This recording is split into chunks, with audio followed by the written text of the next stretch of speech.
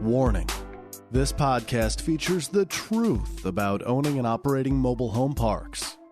The following program is not designed to be sexy. It will not hype you up on MHPs. Rather, this is a raw take on this industry and how you find your own path to success. Welcome to MHP IRL, Mobile Home Parks in Real Life, with your host, Ryan Norris. So imagine this. It's a Tuesday afternoon at approximately 3:05 p.m. You're on a call, sitting in your lovely office with a lovely couch, and you get a call from your friend Dylan. And quickly you realize something's urgent and you need to call him back. Then a couple minutes later, when your phone call ends a little bit early at specifically 3:21, yes, Dylan and I checked our phones to see the timeline here. I called Dylan back and I go, hey man, I got a 3:30. I got a couple quick minutes. Is everything okay? And his response is, no, I have a closing in about 24 hours and my investor backed out and I don't have the money to cover it. Ryan, help? Yeah, I think it was something like that. It was, I need money. Can you help? Yeah. We had to definitely explain that a little bit because without going in depth, it doesn't really amplify the emotions at that point in time. So that's mobile home parks in real life. That's for sure. I told Dylan when he caught me up to speed in like a couple quick minutes that if he could find the money in short order, like 24 hours or less, basically, and he could pull this closing off, that I would have him on the podcast to talk about it. And I got a text a few months back saying, we did it. We did. Dylan, man, I'm so excited for you, man. I am pumped to finally talk about this story, and everybody listening or watching in, he has not actually told me the story yet. And I normally prepare for these interviews, but I really want to have everybody see my reaction, or at least I want this reaction to not be planned. I want to hear everything. And I am so excited to hear that you pulled off something special. But before I brag on you, why don't we give you the chance to brag on yourself a little bit? Dylan, for anybody who doesn't know you, haven't met you yet, tell them about who you are, where you came from, and your company. Yeah, my name is Dylan Stewart, co-founder of Mavdon Investments. I'm located just outside of Tacoma, Washington, and started on the single-family space. Did that for a few years, flipping. Met my now business partner. We continued on that single-family route till just total God thing. It was the end of 2019. This seller that we were trying to sell a single-family deal to said, hey, I'm not buying. I actually have a mobile home park. I'll sell you. It was outside of St. Louis. We're like, oh, let's do it. Got together some friends, family, bought that deal. Beginning of 2020, we bought two other smaller parks next to it, spent all of 2020 kind of figuring out how to manage parks remotely, build a team, went through managers, contractors, everything, just trying to figure out how this all worked. And then it was February 24th of 2021, we really hit the ground running, went from 22 lots, bought, I think, other 7 parks last year. We're just, at the time of this recording, is at under 400, we're at 438 lots to be exact. Our goal this year is to go from 438 to 1,000. We have the infrastructure to do that, which we're stoked about. But so we've grown exponentially. We've continued, our team right now includes 8 of us. I think realistically we'll get up to 10, maybe 12 people. That doesn't include some BAs and stuff outside. And so right now we're putting the right people in the right seats. We're leveling up our leadership to focus on making sure that each person can dominate their position, and then we can grow the portfolio that way. So that's what we do. We only focus on mobile home parks. We currently own 2 RV parks, closing on another one. Well, we're closing on our second one this week, which that'll be on Thursday, which excited for. But that's what we do at this point in time. So you're young. You are still in your early 20s. Yeah, I'm 22. And so it's I have a head start a little bit. So blessed about that. That's super exciting, man. So you're really similar to me in the regards, Ian and I, in the regards that you started in your 20s. You really didn't have a lot of relevant experience or money or anything. You're just kind of figuring it out as you go.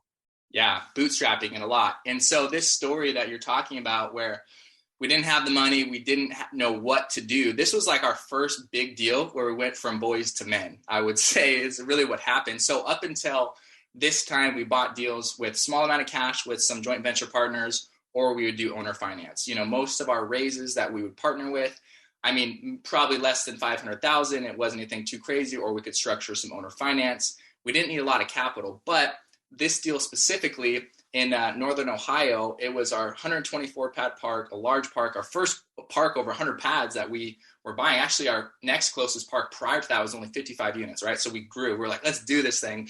And so we were buying this deal, and we were buying it via assignment, right? So we knew that there was the pressure of the wholesaler that we'd actually worked with before. So we wanted to, of course, perform.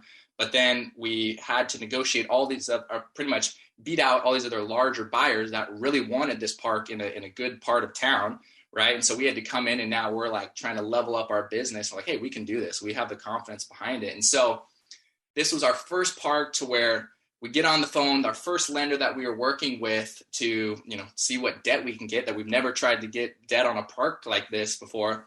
That fell through. We then had to go back to the wholesaler and say, hey, we have to extend closing. Like the lender just backed out. We were trying to get some maybe shorter term interest, because this is a very heavy value add park. And so our first option of financing was, all right, we maybe can go with someone who not a Fannie Freddie, someone who wants a clean cut park, but maybe is willing to get a little messy with us in that process. So that lender backed out. We had to go back to the seller and extend closing one other time. And then we found a lender that would work with us.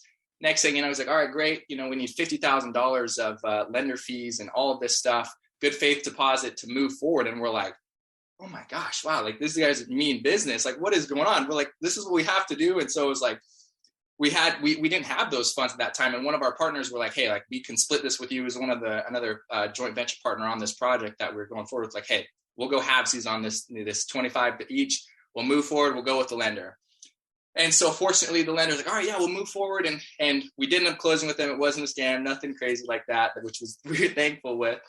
And they're like, okay, great. Well, now appraisals are backed up. And, during the midst of COVID, everything's going crazy. And we're like, we just got on our knees begging the seller to let us extend a little bit. Now we know that in the back of our head, we have to extend again because the appraisal is not going to come back in time. And this seller is not going to be happy. He's very cut and dry.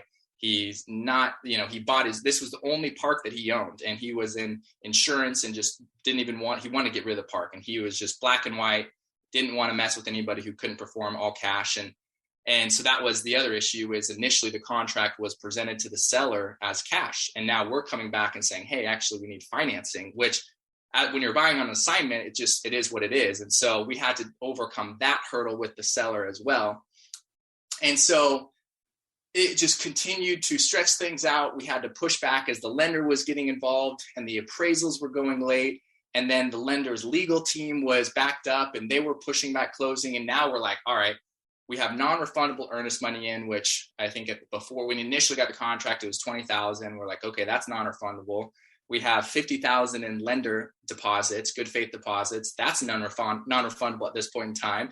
And we're like, this seller at any point in time can just say, no, screw you guys. I'm going to go to this guy who now he's saying is offering $200,000 over what we're asking. And we could just lose this deal if he doesn't accept our extension.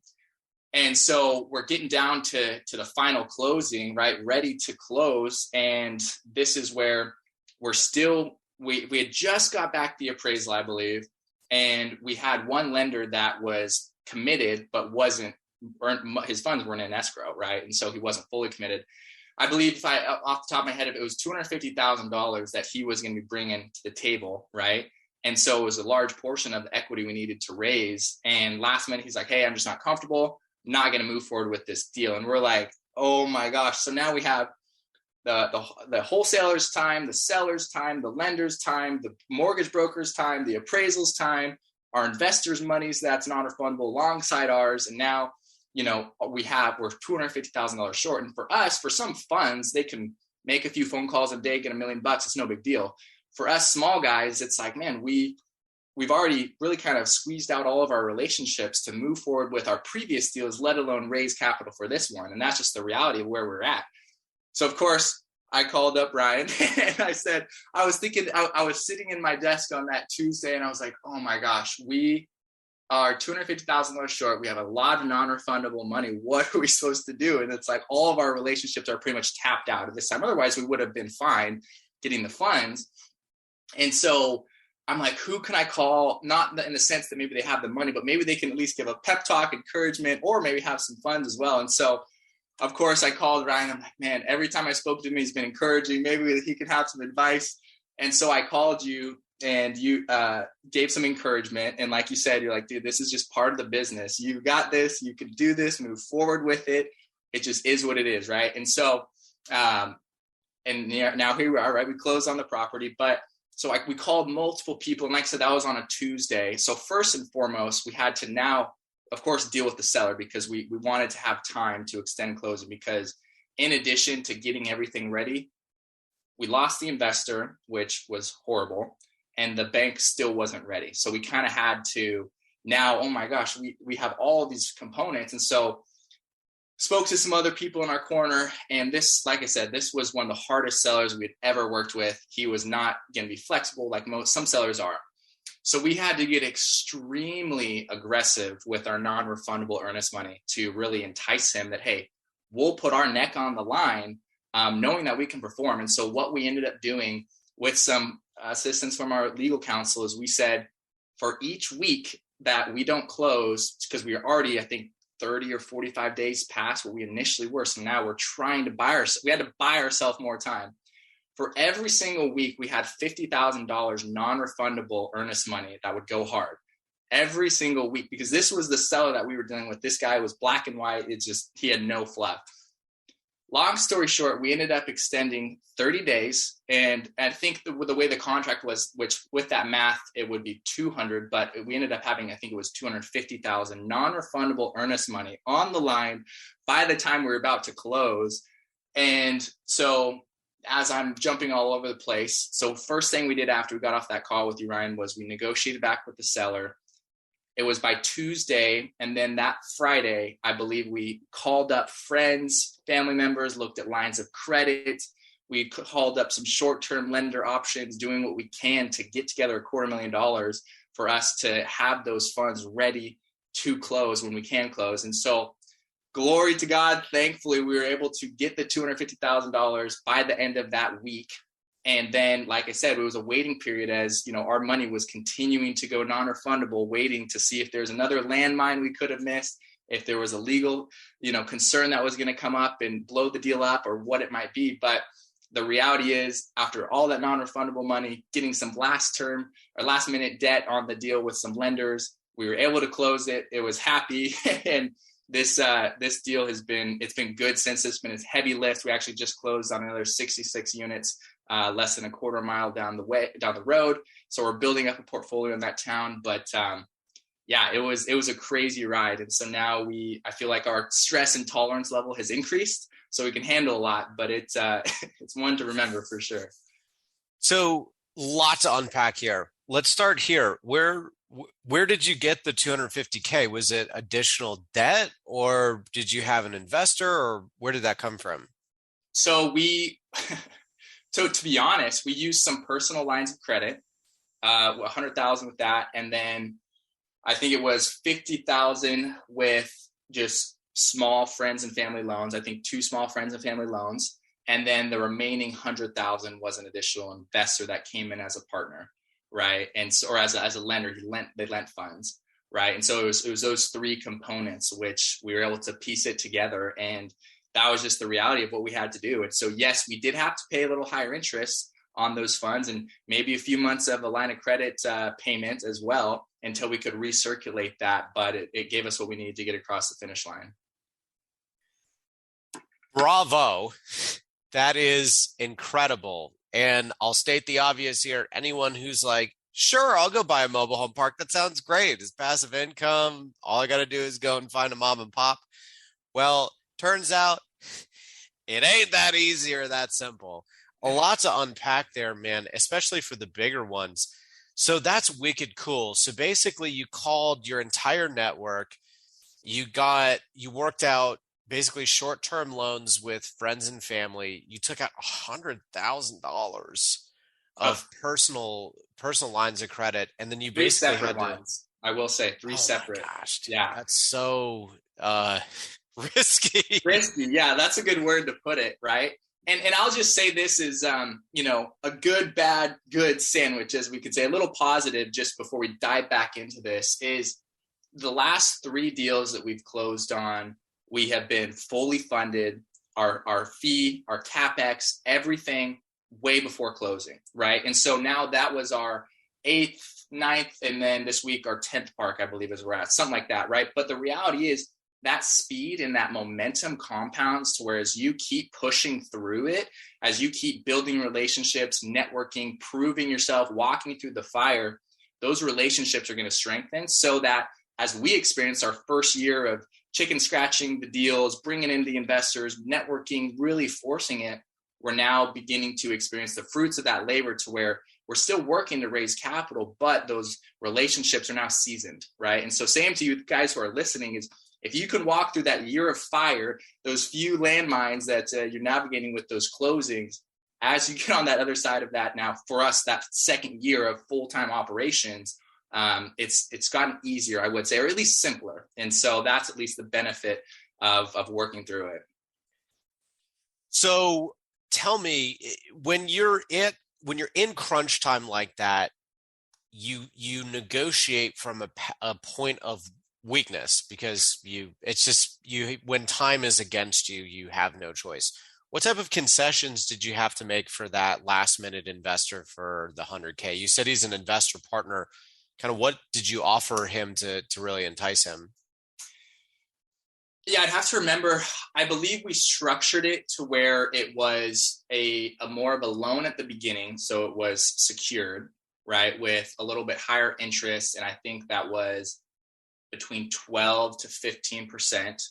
And then we were able to, if he wanted to roll that into equity, right, because we still had that freed up equity that they closed, right, but it was only allocated as a lender or creditor, not as a partner, right? And then they were able to roll that option over to an equity position in the project is how it ended up working. So yeah, we're paying higher interest. Of course, there was no points, there was nothing like that, but the higher interest for sure.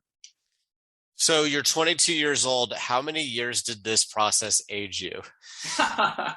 Well, I'm still trying to grow a beard, so not enough, maybe I need a little bit more.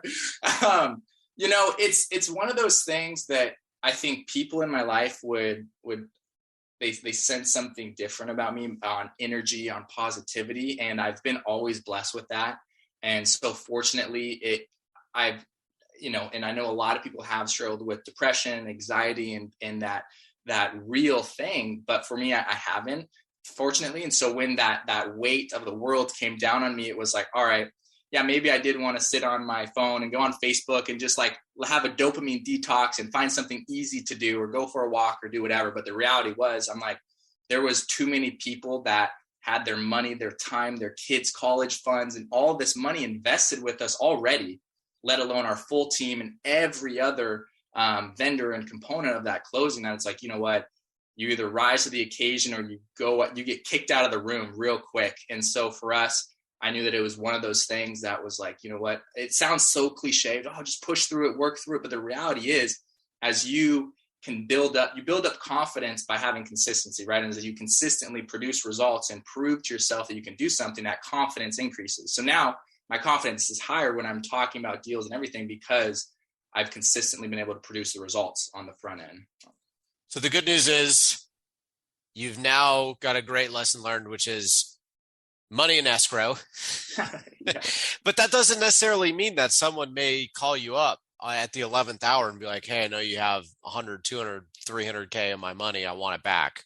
I'm going to sue you 24 hours before closing, right? So even if you have all the documents signed and you stipulate prepayment penalties or this, that, or the other thing, someone could always call you and say, I need my money, right? So even if you had done that, anyone listening in going, man, he should have just got it in escrow. This can happen to anybody for any reason, right?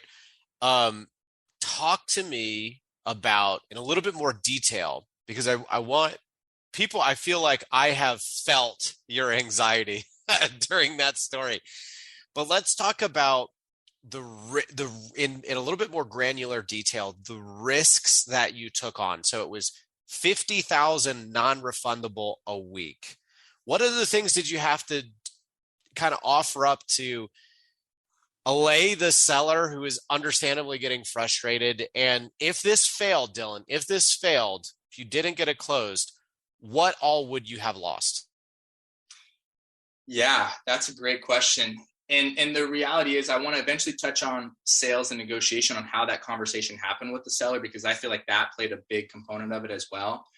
What could have been lost is, first of all, money, right? But money is just one source of energy and a resource. It can always be replaced, but I think more so it would have been that reputation. And that is something that takes a long time to build up and can easily be lost, especially with investors that are saying, hey, Mav, John, you guys look great. I've seen you guys over here. I want to invest my first deal with you guys. Let's bring a lot of money to the table. Oh, wow, that's great. Thank you, guys. But now, hey, by the way, we can't close on this deal. The money that you invested, right, is now partially, it's non-refundable, right? Whatever that is. So there was that reputation on the line that we did not want to lose. And so the reality was, like, when we were moving forward, it's just, there wasn't an option. And I want to go granular with you, Ryan, and maybe you can ask a question that can maybe open my mind that way. But it's really just, it was simple, because it's like, we already have our investors' money in escrow, and we had our reputation on the line, and we wanted to close the deal. That's the thing, is it can get so confusing and complicated, but those are just the major big talking points of that. And so I think for us, if we would have not been able to close on that deal, we would have lost the reputation with our wholesaler who brought us that deal. We've closed other deals with them as well. We would have lost that reputation with our investors, with the mortgage broker, with, the seller, of course, but also just the reputation in the industry, because it's so small. Everybody talks. If an investor's looking at our deals, they're looking at other people's deals, and they might stalk someone and say, oh yeah, we're investing with Dylan and Alex and Mavdon, and we decided not to, so we're coming over to your deal. And now those operators here that maybe we're not as professional. And so I just think that reputation in this industry is everything. And we tell people that if we're going to do something, we do it. And if we can't do it, that's okay. But we're fully transparent. Say, hey guys, we committed to this. We failed on that. Can we make a new agreement and make this a commitment, right? And it's just resetting the expectation and holding 100% responsibility. And that's very heavily what that conversation was like with that seller. Is, of course, there is some facts and realities of banks and legal teams and appraisals and just the environment that we're in. But the reality is, I said, hey, so this shouldn't have been an issue. And we take full responsibility for this. The reality is, this is what we're faced with. We want this outcome of closing your property for this price we agreed upon, but we're faced with these underlying facts. As a source of our commitment and confidence to closing on this transaction, here's what we would like to represent to you and commit to you. At the end of the day, you can totally back out and close and kind of screw us over, which that's an option. But we trust that you're going to be honest and see this through with us, because you see these struggles that we're facing with. And hopefully, if you were in our position, you would realize that you kind of are stuck with your back against the wall and you still want to move forward.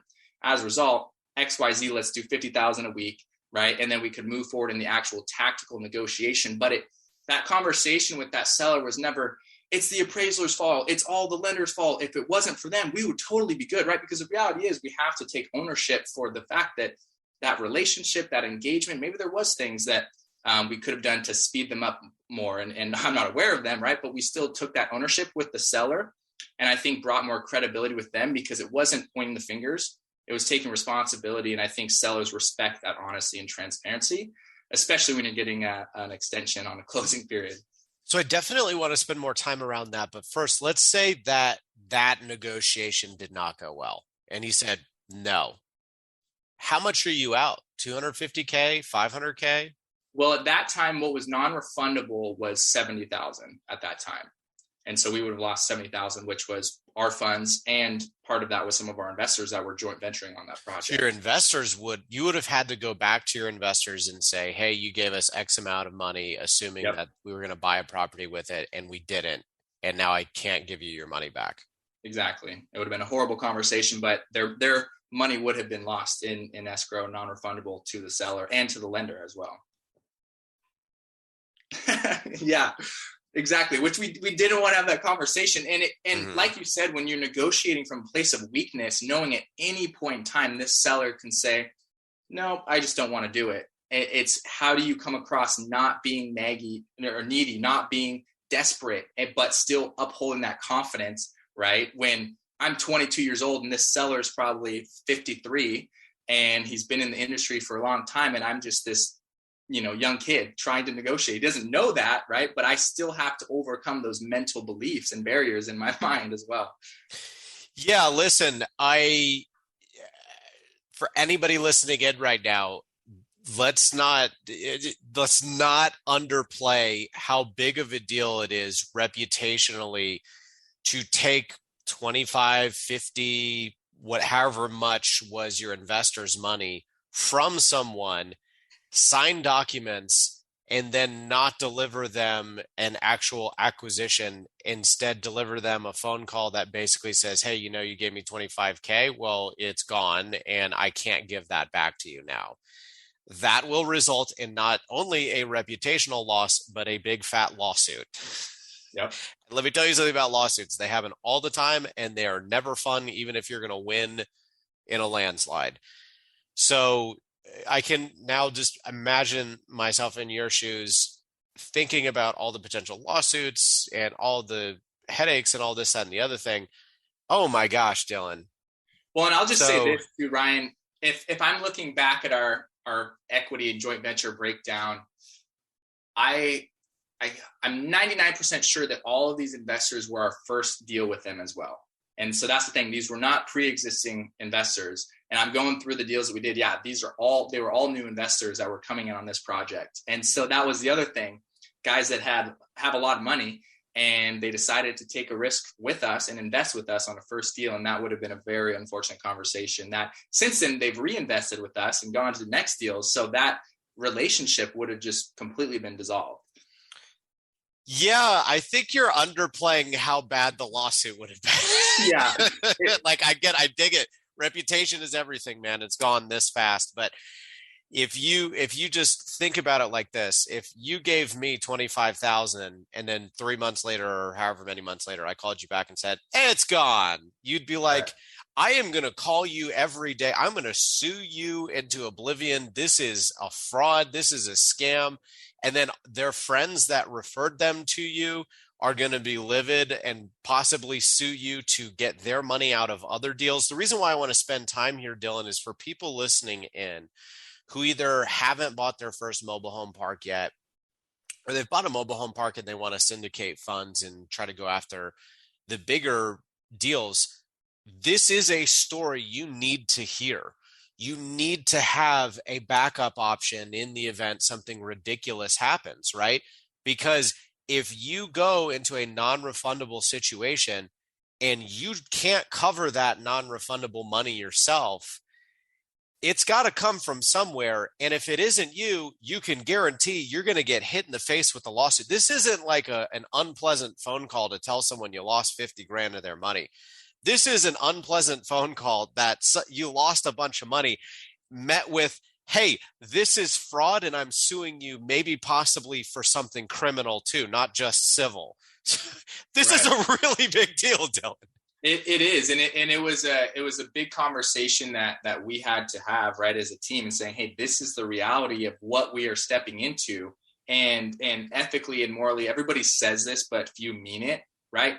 Alex and I were thinking, if whatever were to happen, now we're having to come up with these funds out of our own pockets somehow, whether if it was next month or over 6 months or however we could, because we know we would have to make right on it, which of course, it's something that is unfathomable. And it's, the reality is, of course, everybody has a different tolerance, right? There's those folks who are stepping in the space who have been around a lot of money and that could potentially adopt a mentality of, okay, great, it's 50 grand. Like if they lose it, they lose it.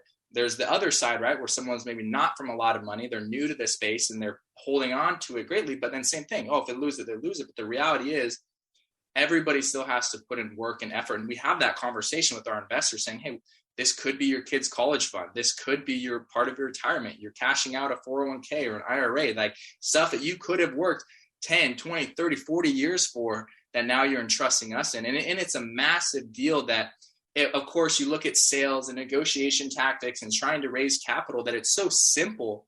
But when you really put yourself in the seat of the magnification and the reality of raising these funds, it's not a big, it's a massive deal is what it comes down to. Yeah, $50,000 for me may be different than $50,000 for someone else, may be different than $50,000 for another person. So in other words, even though the volume of currency is identical, what comes with that isn't necessarily identical. And I think that's a big point I really want to make sure everybody listening in thinks through when they go to raise money. Just because someone says they're in, just because someone wrote a check, doesn't actually mean they're going to stick around or be around in crunch time. Does not necessarily mean when things go wrong that they're well after closing, that they're not going to come back and haunt you some way, somehow. So you've got to be really, really careful when you're raising money for a whole slew of reasons. What I want to do now is I want to spend a little bit of time on how you smooth over this seller. But before we do, tell us a little bit more about the time frame that you were given, because I see tons of wholesale deals flying around everywhere, and I have heard of a ton of people who are like, oh, I'm just going to get into wholesaling, which is, it sounds great in theory, but I've only ever, in 30 mobile home park deals as of this recording, I've only ever done one wholesale deal. And I've got to say, it's tough because you have a really, really tight timeline. So could you share with us the timeline that you were given and kind of what you had to put together in short order? Yeah. So I'll shed some light on this as well, because we're in that position to where we built up a strong sales team. We actually just hired 2 other salespeople this week. We're going to eventually get to a third, to where we want to increase our deal flow to wholesale deals, but also buy deals. And so it's like, the reality is there's deals that come across our desk that we just can't buy. We won't buy. It's out of our region, whatever it is. And we've tried to wholesale those, some that have closed, others that have not. And it is hard. And I just want to amplify that, because a lot of people, they're like, oh, the fees are going to be larger, get into apartments, mobile home parks, whatever.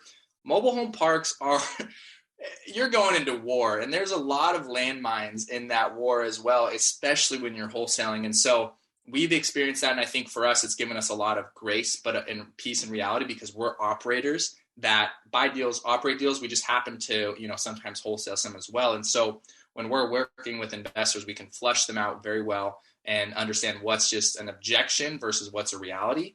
And so it's something that takes a lot of energy. But in reference to the timeline, I can't remember exactly, but just to give some more reference in front of that, all of our deals beforehand, we were going direct to seller. We were able to negotiate a 45-day DD, 45-day closing. And due diligence doesn't start until we get all the deliverables. That would probably give us an extra 2 weeks.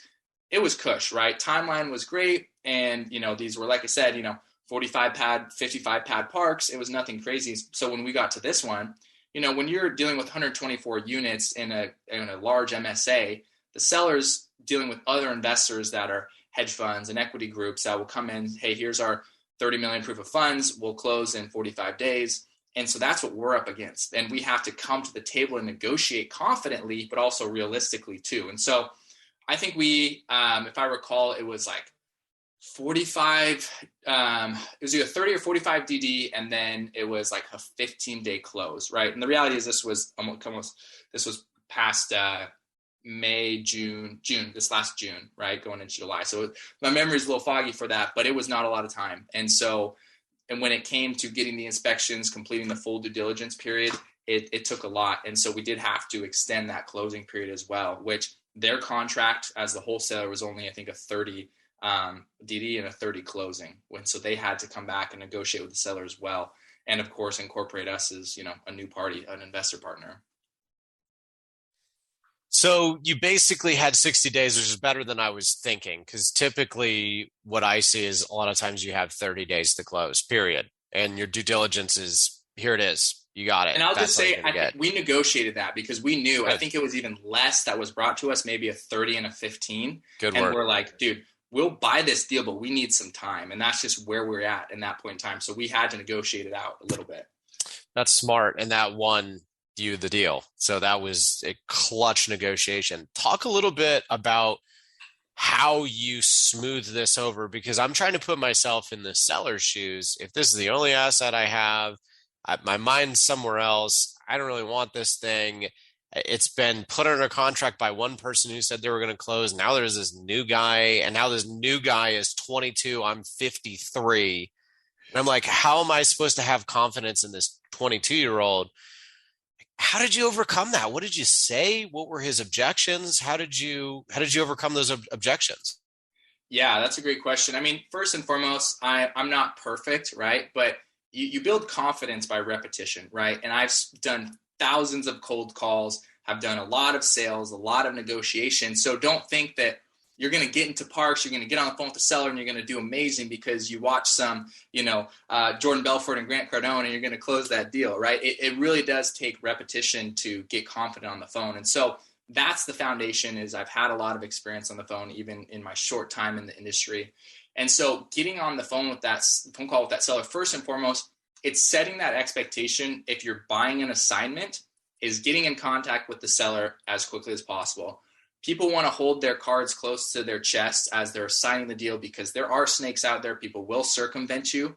Fortunately, we had a pre-existing relationship with this wholesaler and said, hey, you know how we work. We're honest. We need to talk to the seller because we can move quicker if we're in direct contact with them as well. Of course, that wholesaler was involved the whole process, but the seller knew about us from the beginning, right? Hey, we're a funding partner. We're an operator. We're partnering with this individual on this closing.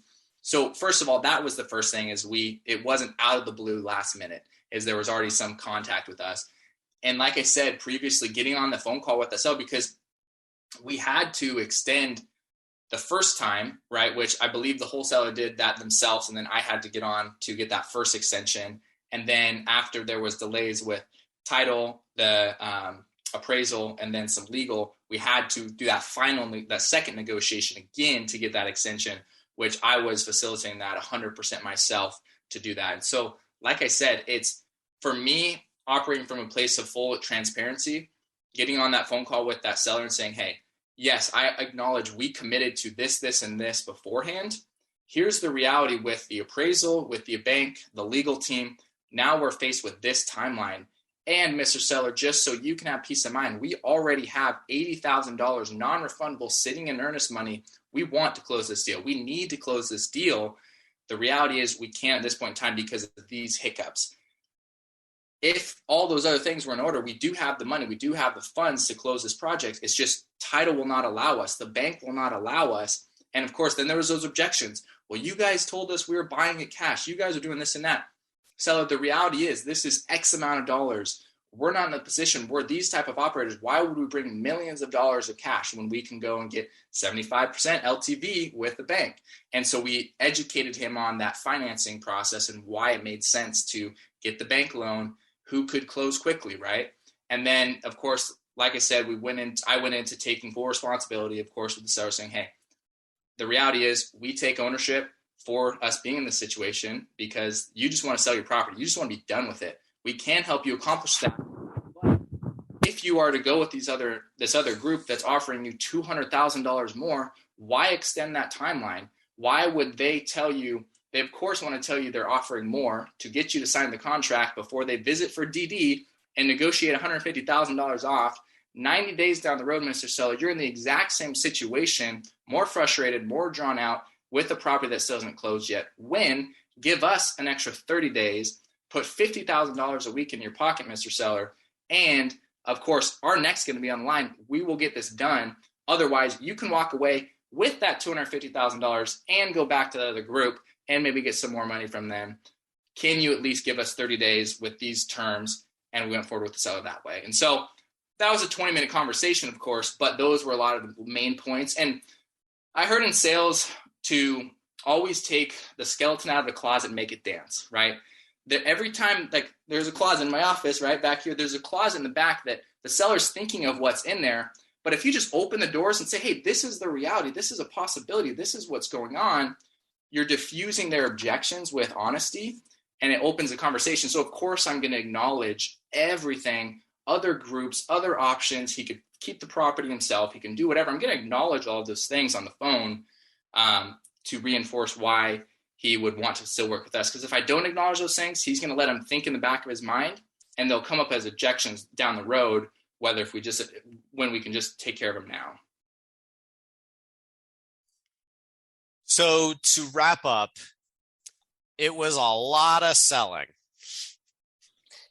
A little bit. A lot of selling. So there are a couple bullet points I wrote down that I want to just hit real quick. First and foremost, having the lender relationships up front would have been huge, because it sounds like you had a relatively speaking tight runway and some of those lenders did not work out. So the good news is you got your list, you're ready to roll. And one tough thing that I will share that I haven't really had a lot of trouble with, because I've kept a really tight geography. I live in Charlotte, North Carolina. I only buy within reasonable driving distance, and most of my lenders will follow me. You guys take a more shotgun approach across the country. You're in Washington. This was in Ohio. You have stuff in other states. It can be really difficult to get a lender on smaller opportunities to cross state lines. So it's a bit more of a chat. So I want folks to know that what Dylan had gone through and what he goes through, it just shows the importance of having a network of lenders, because it's more challenging when you're taking more of a shotgun approach and you don't live in the state that you're buying in.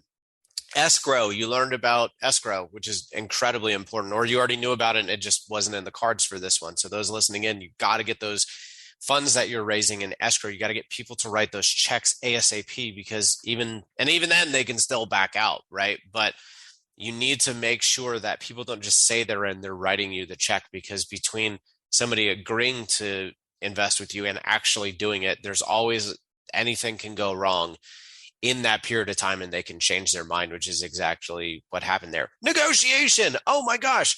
You negotiated really, really well. And I will tell you what I heard. It's because you took responsibility rather than playing the victim, rather than blaming something else. You took responsibility and you were transparent, and you understood this person's frustrations and you told them your process, and you were not afraid of confrontation. You navigated that confrontation.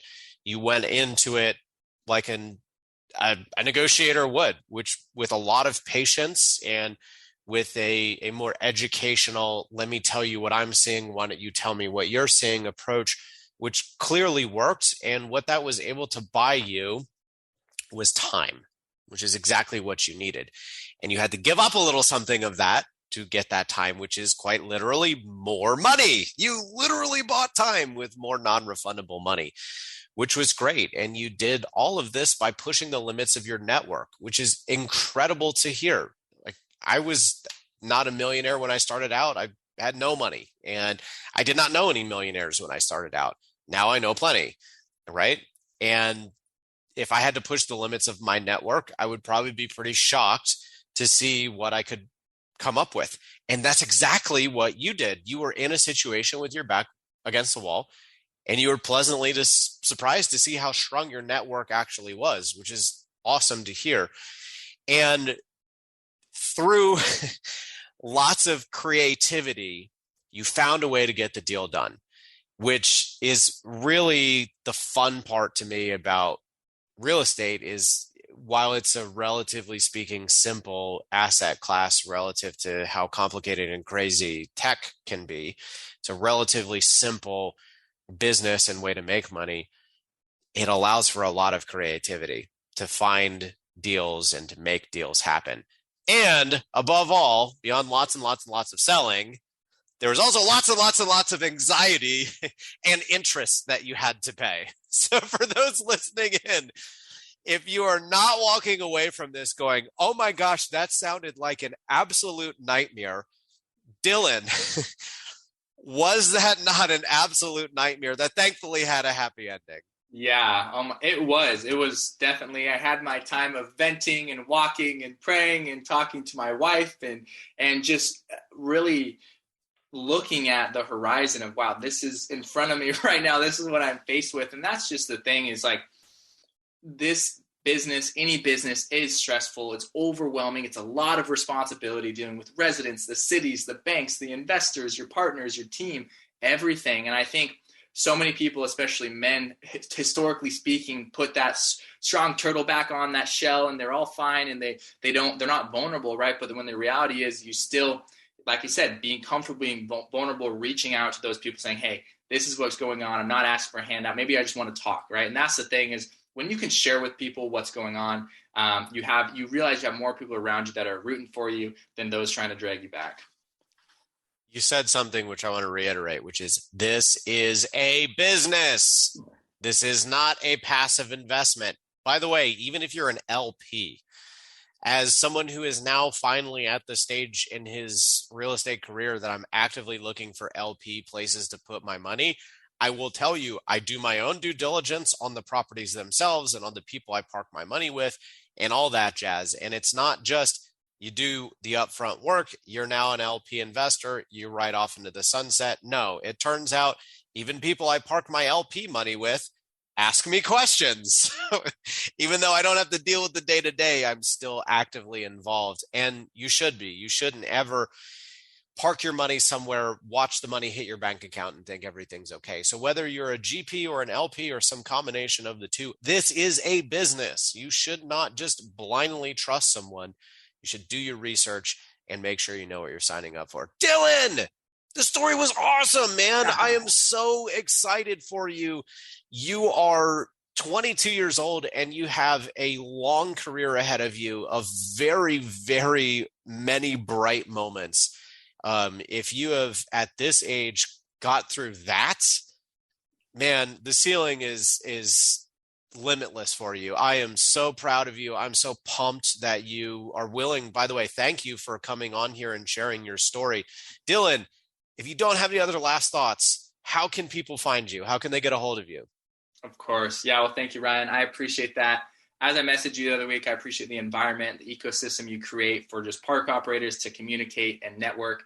Leverage that resource, guys. And I just think my last thought is this is a business. Treat it like a business. So many people, of course, you have to start out bootstrapping it, but realize if you can't document it, you can't create a process around it. And you have to document it, create a process around it, and be able to duplicate it, right? And we are in that phase right now to where I don't care if your goal is to have 100 lots and, run that park. Still, you're going to deal with turnover. You're going to deal with bringing on team members, everything like that. Spend the time on the front end. When you hire someone, document every single process, create frameworks so that they can operate and thrive in your company so that if there's ever turnover, it's simple to replace that person and grow your team. Because I'm telling you, if you don't do that, you're going to be the one responding to every single call, every single plumber, every single issue in the property, which if you really want to run a business, Jeff Bezos is not dealing with that. He's built processes and systems through his company, so it's replicatable. So I encourage you guys,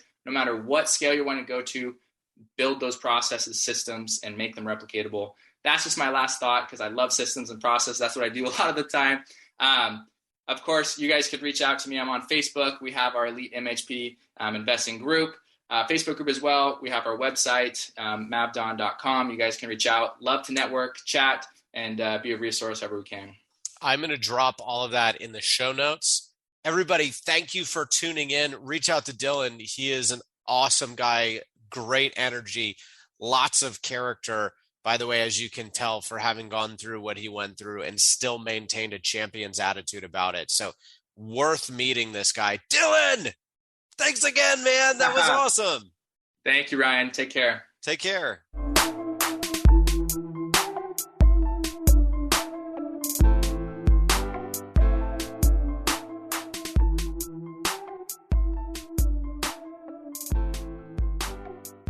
Entrepreneurs make mistakes, but with the overwhelming amount of free information out there, you don't have to be doomed to making those same mistakes.